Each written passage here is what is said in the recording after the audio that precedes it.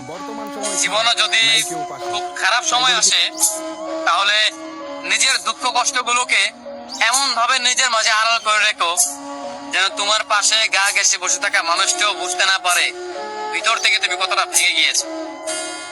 কখনো যেন সে বুঝতেই না পারে তোমার ভীষণ মন খারাপ, তাহলে সে তোমার মন আরো খারাপ করে দিবে। সে যেন বুঝতে না পারে কোন এক অনাকাঙ্ক্ষিত ঝড়ে ঝরে গিয়েছে তোমার জীবন বৃক্ষের সবুজ কয়েকটি পাতা। সে যেন বুঝতেই না পারে তুমি ভিতরে ভিতরে ভেঙে গিয়েছো, এটা যেন সে বুঝতেই না পারে। অতঃপর নিজেকে বোঝাও, শক্ত হও। এই সামান্য ঝড়ে ঝরে যেতে নেই, সামান্য আঘাতে ভেঙে পড়তে নেই। মানুষ বড়ই নির্দয়, বড়ই নিষ্ঠুর। ভেঙে যাওয়া মানুষটাকে সে আরো বেশি করে ভেঙে দেয়। তুমি যদি মন খারাপ করে কাউকে কথাগুলো বলো, তবে সে তোমাকে আরো ভীষণ করে ভেঙে দিবে। যদি খুব বেশি কষ্ট হয়, তবে একা একা কান্না করো।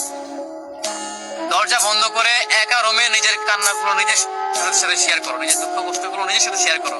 তবুও কোনো মানুষের কাছে না যাও, কোনো মানুষকে তবুও না বলো যে তোমার ভিতরে ভিতরে কেমন কষ্ট হচ্ছে, কি সেই অনুভূতি, সেগুলো তুমি মানুষের সাথে শেয়ার না করো।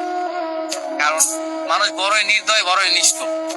তারা ভেঙে যাওয়া মানুষগুলোকে না বাঁচিয়ে উল্টো তারা আরো বেশি করে ভেঙে দেয়।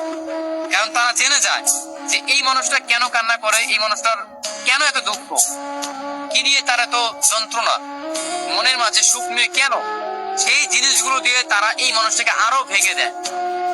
অতএব তুমি দেখবে একটা জীবনে একটা পর্যায়ে তুমি দেখবে যে জীবনে যতগুলো মানুষের সাথে তুমি তোমার দুঃখের কথাগুলো কিংবা লাইফে ঘটে যাওয়া ঘটনাগুলো শেয়ার করেছো, সেগুলো একদমই ভুল ছিল। নিজের কাছে নিজের দুঃখ কষ্টগুলোকে জমা করে রাখো। যতই কষ্ট হোক, কান্না করেও কান্না পাচ্ছে, নিজে নিজে কান্না করো, কাউকে দেখানোর প্রয়োজন নেই। নিজের দুঃখ কষ্টগুলো কোনো মানুষকে দেখানোর প্রয়োজন নেই। যত দেখাবে তুমি দিন ছেলে, তুমি ততই কষ্ট ফেরত পাবে তাদের কাছ থেকে, তারা বুঝে যাবে।